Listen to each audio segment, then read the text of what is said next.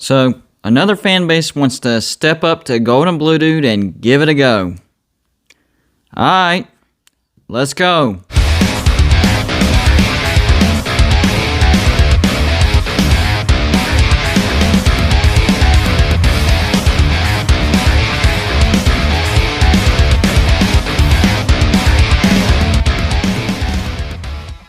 What's going on, everybody? It's me again, Golden Blue Dude, and if you haven't already, don't forget to go ahead and hit that like and subscribe button. I do videos just like this every single day. Also, a friendly reminder that my website is up as well at www.goldandbluedude.com. Check it out when you can. And for some odd reason, recently fan bases have wanted to step up to Golden Blue Dude and try to test me. It's not always on the same thing. For Ohio State fans, it was because I did a comparison video and didn't mention enough names on their roster. For Pitt fans, they just wanted to see if they can out trash talk me. Well, I shut them down. And there's Mississippi State fans. They got mad because I put them on my top 25 most miserable fan base. And I had really good reasons. They've sucked. Well, now the most recent fan base is Penn State, but this is a weird one, guys. This is a weird one. I did a video yesterday on the Big Ten. I posted it in a Penn State fan base group, and they said that I was being too optimistic. What? Yeah, the dude was trash talking me in the Penn State fan base, saying I was being too optimistic about Penn State in 2021. I know.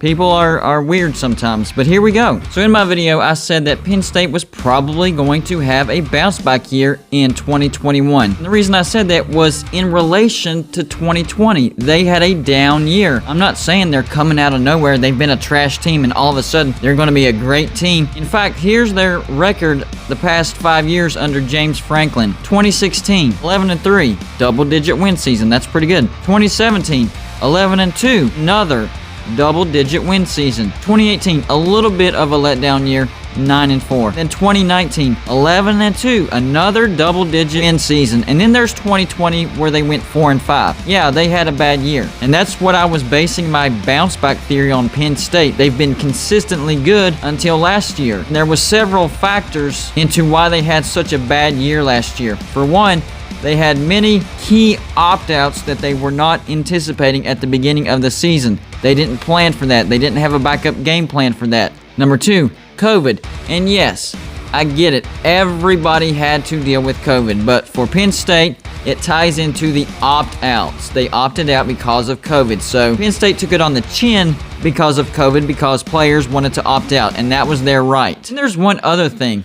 That Indiana game. Number one, I still think Penn State won that game. That was a controversial ending. And if we look at what happened after that game, Indiana went on to have a great season and Penn State had a bad season. Well, maybe if Penn State would have won that game, they would have had the season that Indiana would have. We'll never know for sure, but I had many things that combined into why I thought Penn State would have a bounce back year. But dadgum, there was this one fan, he was super pessimistic. He was not buying what I was saying. The first comment he left was, woulda, shoulda, coulda. If the queen had balls, she'd be a king. I guess technically that's correct. I don't know what that has to do with the price of eggs in China, but, you know, whatever. And then, of course, he had the comment of Penn State was not the only school that dealt with COVID. Yes, I agree with that, but I use that in a combination because of the opt-outs. They were one of the harder hit teams because of COVID. And then I mentioned how Penn State finished strong at the end of the season. I think they won 4 straight at the end of the season. They started off with 5 losses and the end of the season with 4 wins. Well, his question was how many ranked teams did they beat in the end? Well, if you look at their schedule, how many ranked teams did they play altogether? Only 1. So if they didn't beat that 1 ranked team, they had a miserable season. You're not making any sense, dude. None of your comments made any sense. You're just being pessimistic, you're pouting, you're moping, and I don't even know why. I'm talking great about your own team. You make no sense, man. You did not represent your fan base very well. But it's because of the opposite of what I usually have to deal with.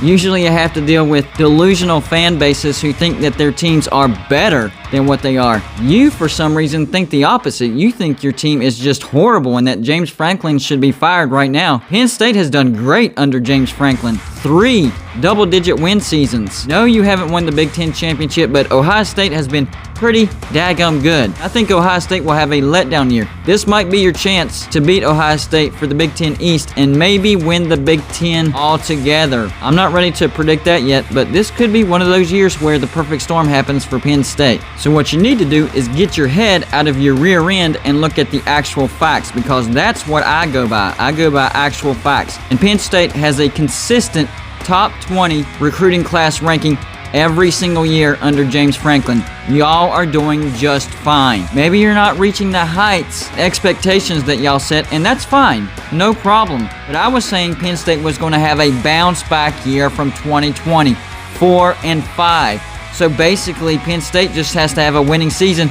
and they would have a bounce back year. And you didn't stop while you were only a little behind. You kept digging and digging and digging, and now you're in a hole. And that's why Golden Blue Dude came after you. If you're going to come at Golden Blue Dude, you're going to have to come faster, harder, and stronger, even if you're trying to prove that your team is terrible. It's kind of funny, actually.